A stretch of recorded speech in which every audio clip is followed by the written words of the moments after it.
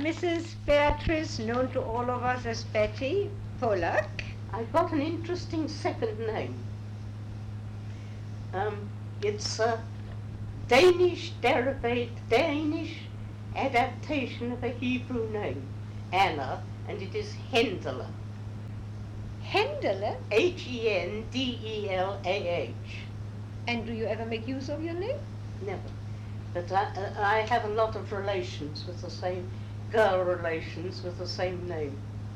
Well, that's very interesting. Well, you must have got this name from somewhere, so shall we start with your parents and grandparents before we come to you in person? As far as you know and remember, grandparents and or parents? I didn't know any of my grandparents. My last grandparent died when I was 3 weeks old. That would have been when? Oh, well, I was born in 1899, so would have been in August 1899. I had a distinguished grandfather. He was an MP for North Paddington, and he was, I believe, an interesting man, but he died when he was very young. My other grandfather, who also died when I was very young, composed a lot of hymns for the music for a lot of hymns we use in synagogue, and we still sing one of the Ardan Olams. Which version? Can you hum it? No, I can't. I'm unmusical, but the one we sing most of the time. And that would have been your parental or your maternal? That was my mother's father, and he was called Simon Weyl. Weyl. Yes. W-A? L-E-Y. And where did they live? They all lived in London, I think, but they all died years and years before, except for that one, before I was born, or before my parents married. And what were their occupations? Well, my father's father was an MP for many years, but belonged to I suppose was on the stock exchange before, and I really don't know what my mother's father did. MP for which constituency? North Paddington. Very interesting. And what about their religious affiliations? Do you know anything? All United Synagogue. In fact, my grandfather had a lot to do with the founding of my father's father, with the founding of the United Synagogue. Tell me a bit more about that. Well, I don't really know anymore, except that he was one of the people who organized it, I suppose, in the first.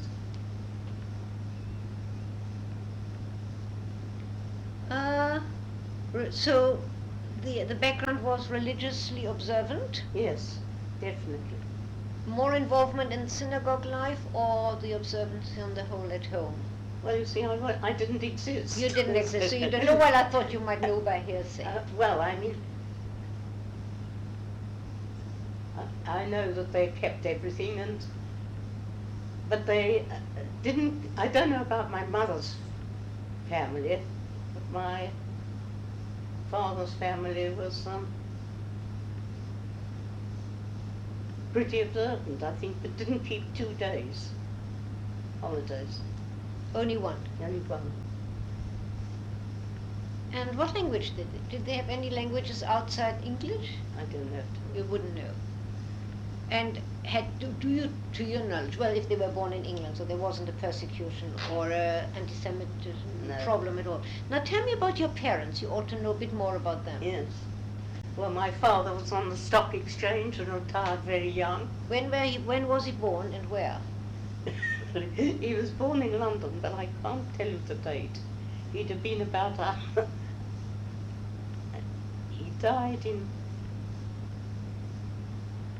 1965, I think, and he was over 90 then.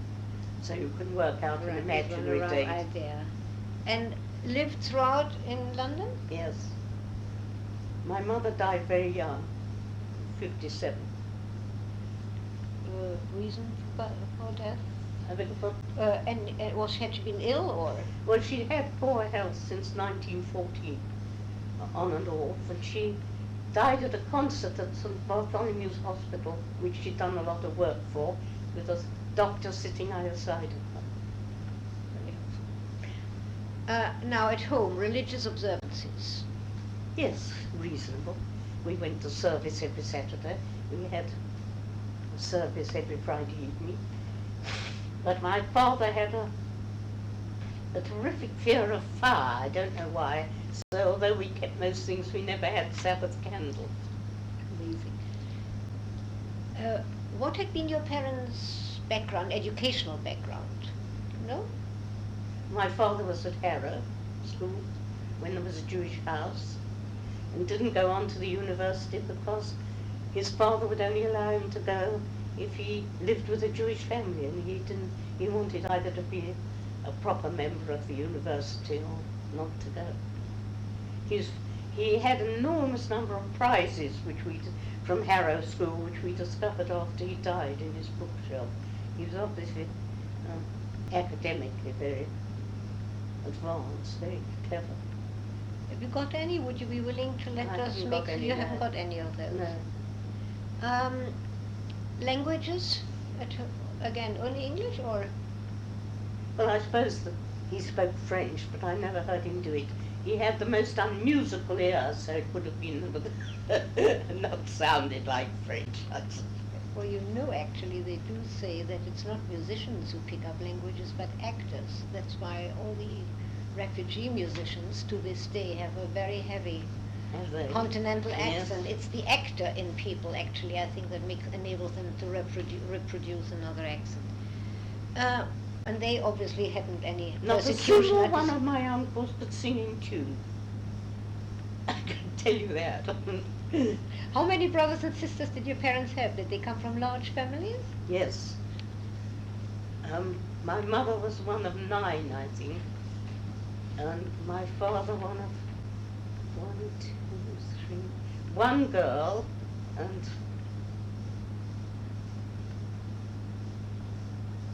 4 boys, one of whom died at the university.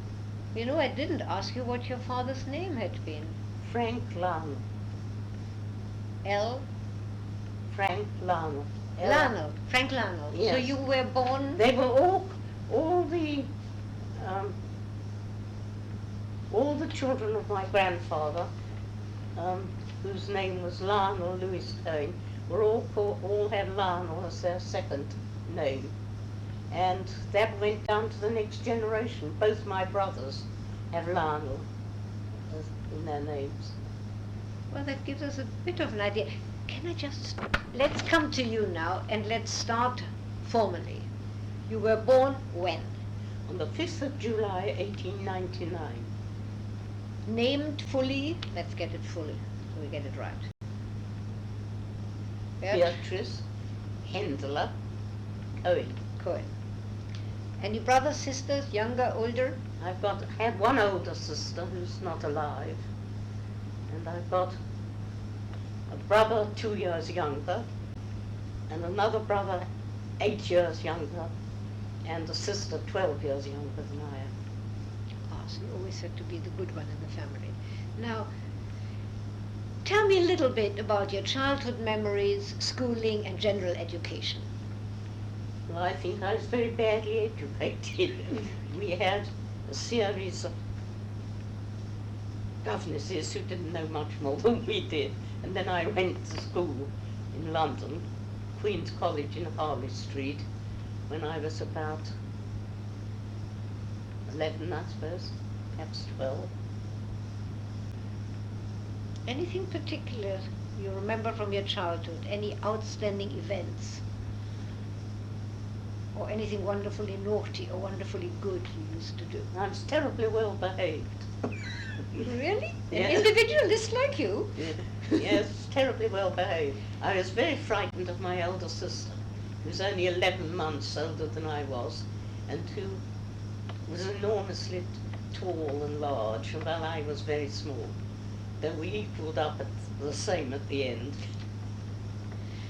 Were your parents strict, much involved with you? Oh. My mother was fairly easygoing. My father was a bit tempestuous. I like that. At least you know where you are. Yeah. Well, after the school in Harley Street, what did you do then? Well, I went into the Red Cross in 1917 and washed dishes and so forth in a voluntary aid detachment hospital. In this country? Yeah, in London. Well, you didn't go overseas? I was too young for one thing, and I wasn't a nurse.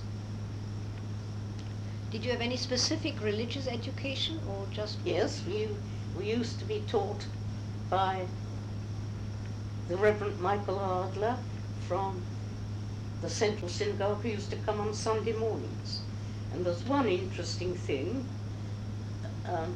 I can't remember the year, but he didn't come for several Sundays, so we inquired for why, and he'd have to be present at an execution of a Jewish murderer, and he got a breakdown as a result, and as a result of what he said, at the age of 17 I became violently anti-capital punishment. Good for you. I've remained so ever since. Good for you. But I mightn't have done it so violently at that age if it hadn't been for this incident. And within the family, you'd already told me, a bar mitzvah, bat mitzvah? No, it didn't you exist. Couldn't have it anyway in this Orthodox synagogue at that stage. Now, I'm going to follow the question a bit, but I think we'll have to go a little backwards and forwards. The question is, why and when did you become progressive? Or Well, I didn't. That's the answer to that. Because I went straight from the Central Synagogue to Clifton, where we had a sort of modified service, which was founded on Singer's prayer book, but wasn't really Orthodox. It wasn't till we retired that we joined Berkeley Street, the Reform. And to be honest, I really prefer the Reform now. very well, still, that is progressive, isn't it? Yes. But Betty, the service is more traditional. quite. Any effects? When did you get married, incidentally? And give us Albert's full name once we are about. March the 30th, 1922. And can you give me Albert's full name? Albert Isaac. Polack. Yes. And had he been in the war, First World War? Both his brothers were killed in 1916. At least one died of wounds, the older one, and he was already a schoolmaster and was going to Clifton, so that our life, if I'd ever met Albert, would have been rather different from what it was. Albert was a bit older than you, wasn't he? Yes. He was born when? 7 years. Oh, 7 years. Two questions. Any specific effects of the First and or Second World War on your life? Yes. Well, I mean, the First World War didn't affect my life very much, but of course when I married, the fact that Albert's family had been wiped out, so to speak, which killed, well, his mother had a stroke earlier, but she never recovered from this, really. She died on Passover night, 1918. Well, the Second World War, we were nearly bombed to pieces with 48 boys. In Clifton? Yes, in Bristol. And Tell me a bit about that. Well, it's a very unpleasant experience. We had 48 boys and quite a large staff. What ages? From 13 to 18.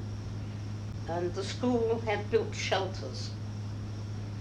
And Hitler didn't show much preference because he dropped the biggest bomb that had been dropped on England at the time, pretty well bang between our shelter and the shelter of another house, though it was behind our house, which was terribly badly damaged.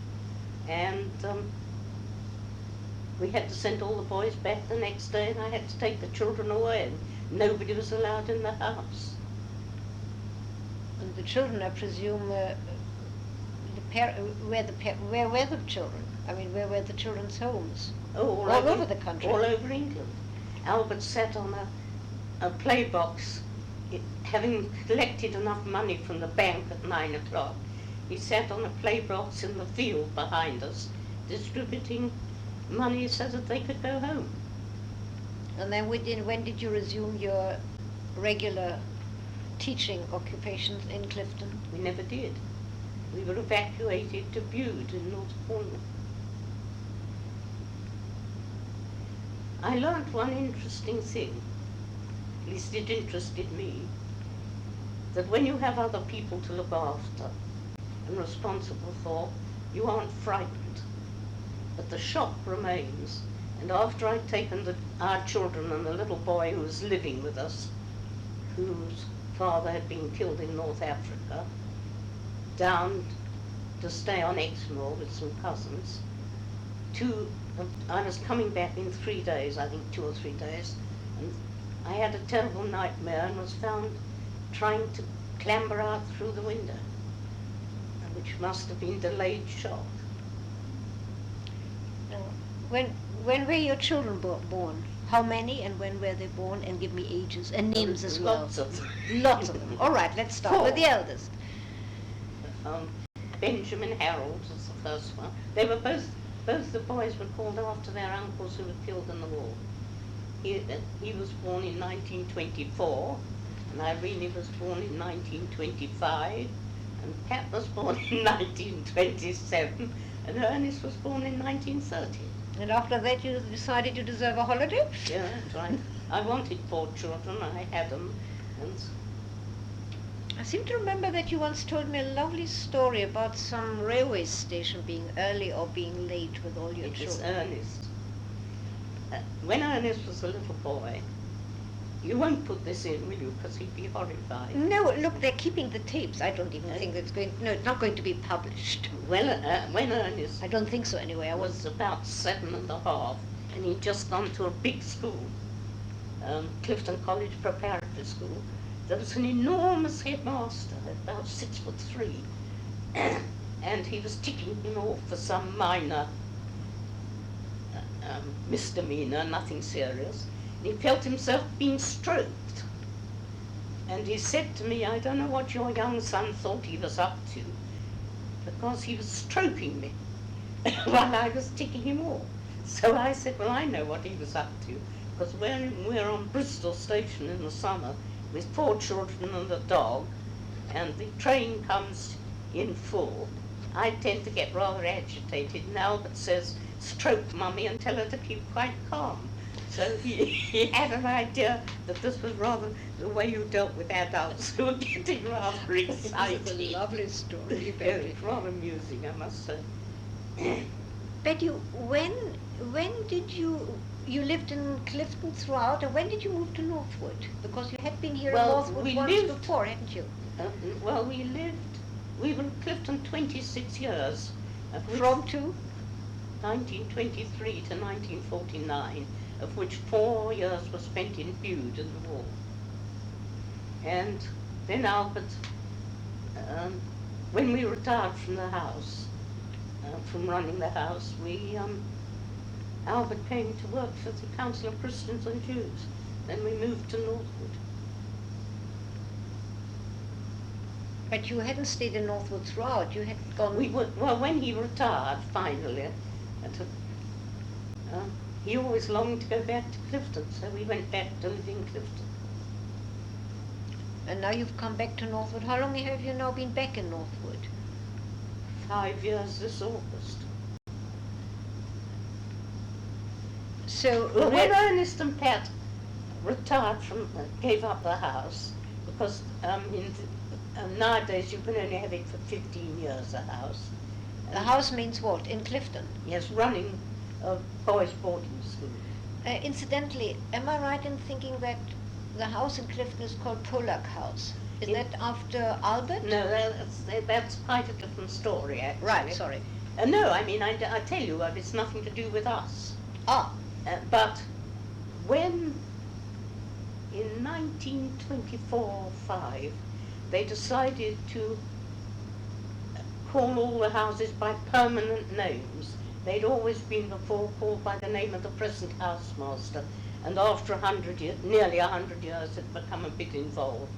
So they decided to call them after one of the first two housemasters. And the house we were in had originally been run by a Mr. Heyman for 12 years. But Albert's father had been much longer and was, in a way, more suited, I suppose. So they decided to call it Polack's after him, the second housemaster. right, and then you came back to Northwood. Yeah. And what's the reason you got involved with Northwood Pinner Liberal Synagogue? We didn't. All the time we lived here, we went to, first of all, to Berkeley Street, and then to the Westminster Synagogue when it broke away after a row. And didn't belong to Northwood and Pinner till I came back to live here 5 years ago. It was really rather much to go into London every Saturday. And when it broke away from Berkeley Street after this trouble, Albert worked an awful lot and helped Rabbi Reinhardt to run the services and all sorts of things. He was like the second rabbi, as Dr. Friedlander says. Betty, had you yourself, I mean, am I right in understanding you didn't have any special training, but you were involved as the housemaster's wife with the children, and eventually other voluntary, all Albert's involvements? I ran all the domestic bath for my sins. I fed 64 people and supervised the sort of health and general welfare. And were you involved in any of the other of Albert's involvements, the Council of Christians and Jews? No, not really. Nothing. No. Not the synagogue in Berkeley Street. Oh, I went a lot. We went regularly to that, and I sat on the children's committee of the welfare board, and was once chairman of the children's home at Hemel Hempstead. And I represented them on a few other odd things. And Such then I was as? on the Norwood. From there I went to Norwood, the home for Jewish children. I was on their house committee till I went back to Clifton. Well, that's really what you enjoy most, is it? Well, Have always enjoyed most, dealing with children, is it? well, I like children, and I suppose it's been sort of. I don't think the boys would like to be called children. Right. And when I arrived there, aged Young people. when I arrived at Clifton, aged 24, and saw these enormous great boys who were over 18 at the top, I was absolutely petrified. My brother was one of them, which didn't help. And have you got any other specific interests, or have you, apart from the involvements you mentioned before? Well, I used to be interested in painting, but Did you paint? Amateurish. Did you ever paint? Well, I Have you got any pictures you painted? no. Some of the family have got a few bits, I think, or may have, but I never painted seriously. After I was married, I was fully occupied. I had all the house to run and 4 children to bring up. So I really had no spare time. We usually went away in the holidays, Where to? seaside. Did you ever travel abroad with your children or with? No, well, the Others? war stopped traveling abroad with the children. I once went to I went to Sicily and Greece once, and when Ernest was in South Africa, we went there for 3 weeks when Albert was working in the council. Council of Christians and Jews? Yes.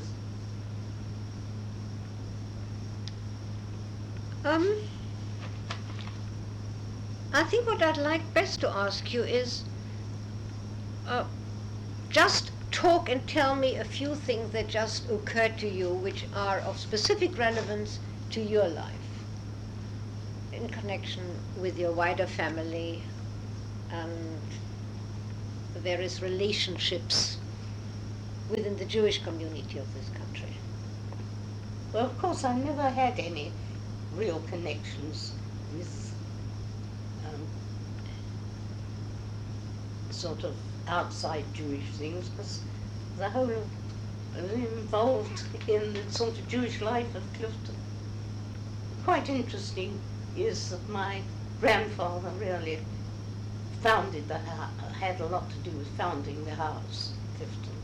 Your paternal? Yes, because believe it or not, you'll do. find it difficult to believe, he used to go to drink waters in Bristol, which at one time had medicinal waters like Bath on a smaller scale, and he always went in the spring so that he could drink his waters and go down to Bristol Synagogue for Shavuos. And he got to know the headmaster. He was then an MP, and in return, well, the headmaster was very broad-minded. Became a bishop afterwards. Didn't like Jewish boys to have in the school to have no training. So no religious training, yes, you mean? So in return for founding a small house, the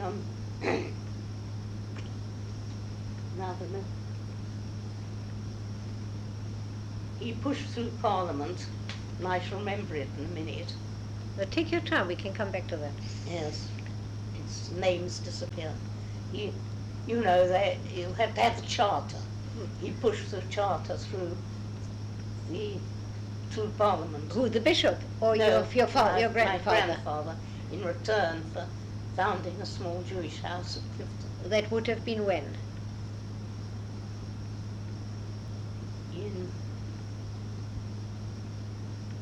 Well, I can look up that date. Yes, that would be interesting. You can stop them. 1878 was the date the house was founded.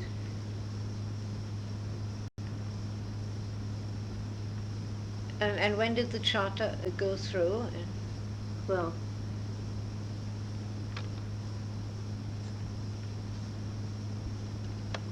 Well, it must promised to use his influence to get the Clifton Charter through the House of Commons.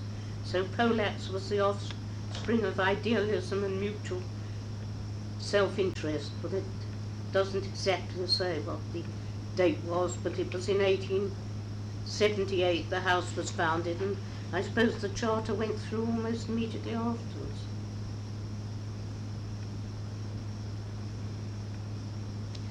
Who is now headmaster? You no longer have a Polack headmaster at Clifton, do you? Housemaster. Housemaster. Yes. Who is it now? It's just a new one last term. Well, when was after last summer? One of your sons was the last, was he? Or do I get this wrong? No. Well, you see what happened after we left.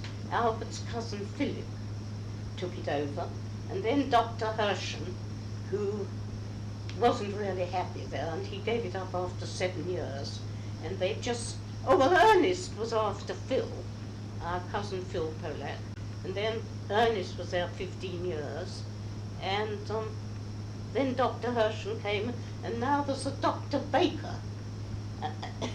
I don't know what his first name is, but the boy is caught on, and he's called Billy Baker now. Who is Billy Baker? Do you ever go down still to Clifton? Well, I mean, I go and stay with Ernest and Pat in Bath, and we go over to, Phil and Joanna, this cousin, they live in Clifton. He went to the university to lecture in Spanish after he left Clifton.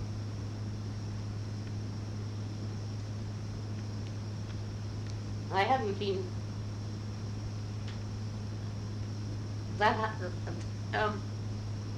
The house was enlarged and rebuilt, well, a bit of it rebuilt while Ernest was there. Because the theory came in that big boys should have bed sitters. Quite.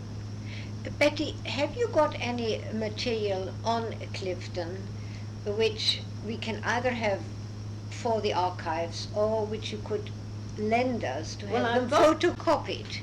I've got the. I've got an essay, which Albert wrote for the Clifton centenary essay book. That would be interesting. And have you got any pictures or brochures or pictures of the time when you were there in Clifton? Well, I think with Albert and the rest of your family. And have you got any pictures of yourself and Albert in any events of the CCJ? And the book Centenary Essays on Clifton College, page 51, an article by Albert Polack, Clifton and Anglo Jury. We can photocopy that and return the book to you. Right. Any pictures? This is half the dinner that we were given when we retired. There's me and there's Albert. That's Sir Robert Weyl Cohen. The headmaster was there with us most of the time, and the wife of the present headmaster.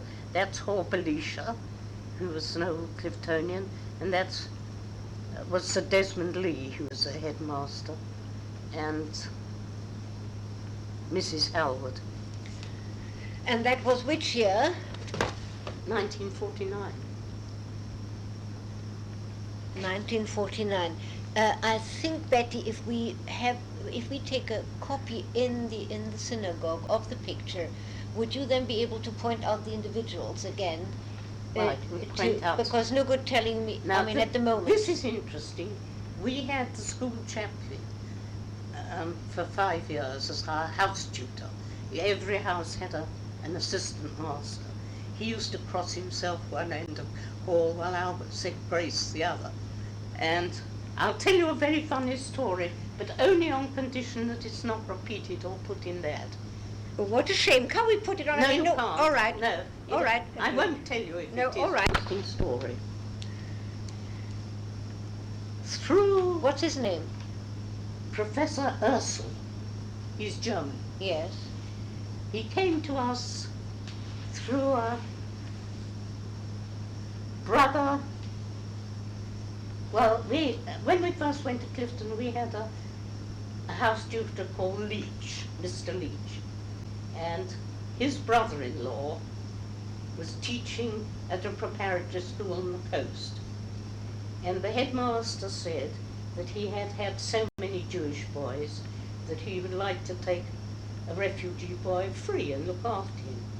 So he took Fritz, and he was very impressed with Fritz, who incidentally had rather an unpleasant time, not a dangerous time, but an unpleasant time in Germany.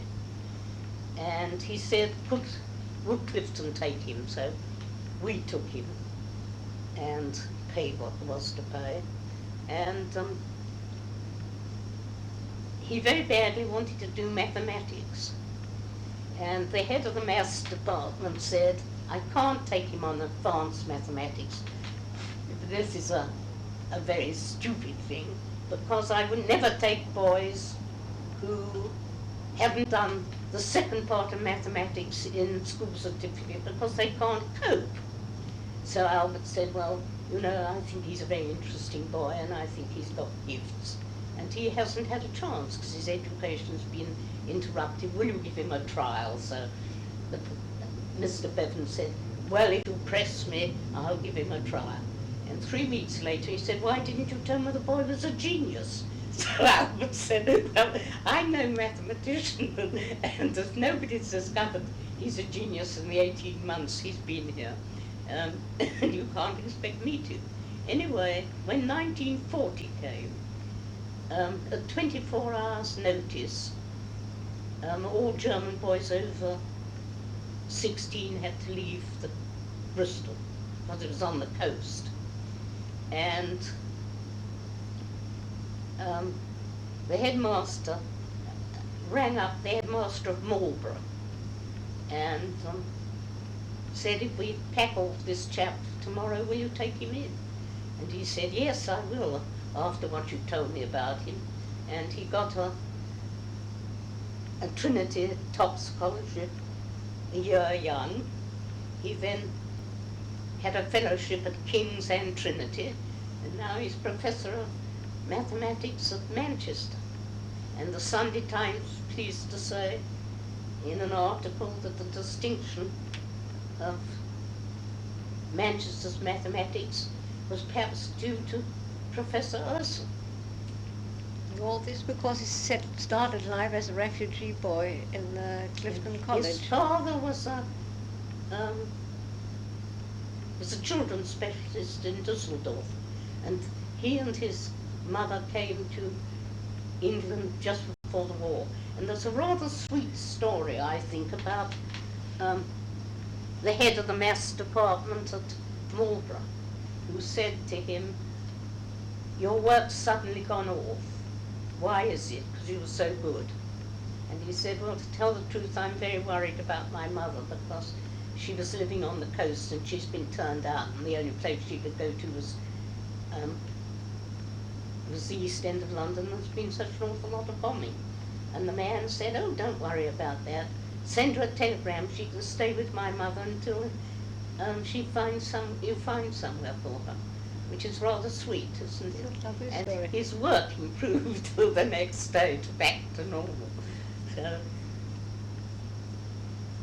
people were very kind sometimes in the war. But I'll tell you another funny story which has nothing to do with me, if you've got a minute. I have. But it really is very funny.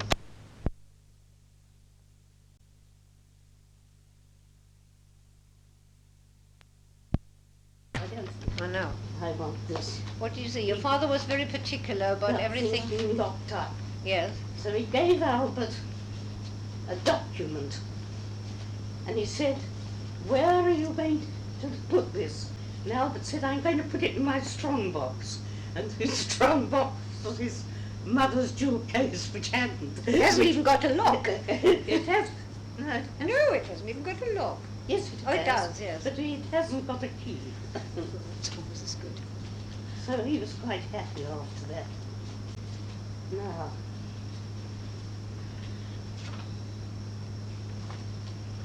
they're all my children's examination things, which they will never take. So,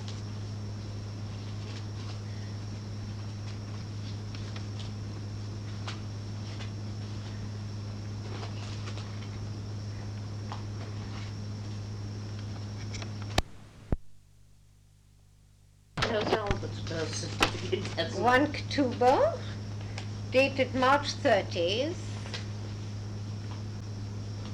1922. That's what I told you, wasn't it? That's wonderful. So we'll come back to you for making a photocopy of it. Birth certificate, Betty Polack? No, Betty? both Alberts. Well, surely you were born as well. Officially born and registered. I don't think I had a certificate.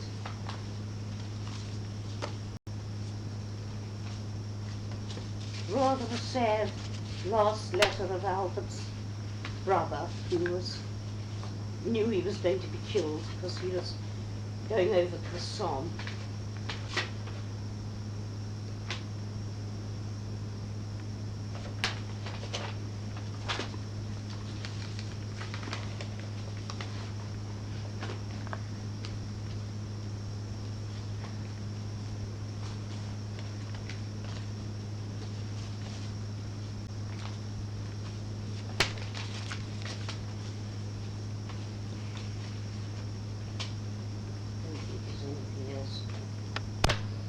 Albert wrote, what books did Albert write? I've got two here.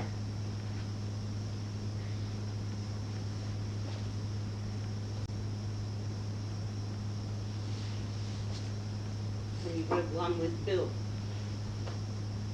That's the Bill with Bill, written with Bill Simpson. No, yeah, Jesus in the background of history. That's written with Bill That's Simpson. written with Joan Lawrence. And then with John Lawrence, Cup of Life, a short history of post-biblical Judaism, with the foreword by Donald Coggan.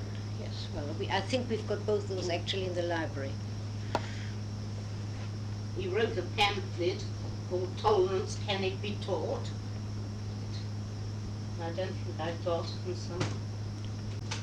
Was it one of the Willie Cohen Memorial Lectures? No, it wasn't a lecture. This is, the headmaster gave a lunch of funny old things for Albert's 90th birthday. Oh, but that's a lovely picture. Now, that's Albert and you on Albert's 90th birthday? Yes, well. And that is on the steps of Clifton College? No, it's Where are they taken, the pictures? Yes, it was taken just before the lunch on the parapet. A lot of old fogies.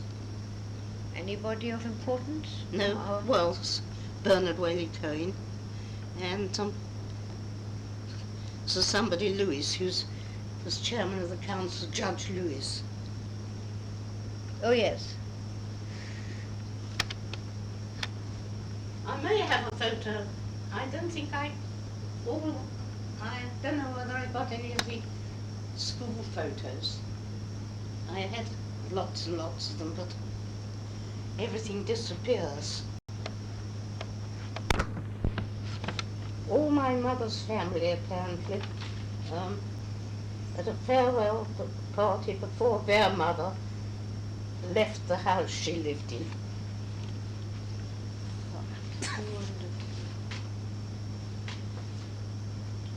The whole family at dinner for the last time at 22 Devonshire Place in 1898, and give the name at the top of the table. Betty, we shall call back for that, please, for a photocopy. I'm just putting the This is us mixing in high society. Albert Ackley and Professor Morgan. And this is at a conference. Bill's in that one. Oh yes, that's who. Now who are these people? That's my cousin Lionel Cohen, Lord Cohen. And Bill. Bill. That was the headmaster of Eton, Lord Boyle, and the two most distinguished at the end. Betty and Albert. Wonderful.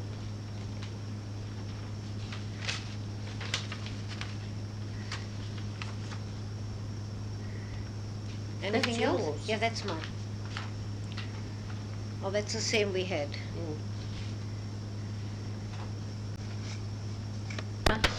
I've got to obtain your agreement that the group has a copyright in the tape and the transcript, and that the material can be published with or without your name, so if you prefer it published, and with some passages confidential if necessary. So, are you agreeable to that? Yes. You are. Thank you very much There's nothing indeed. libelous or anything else. No, I don't think so. And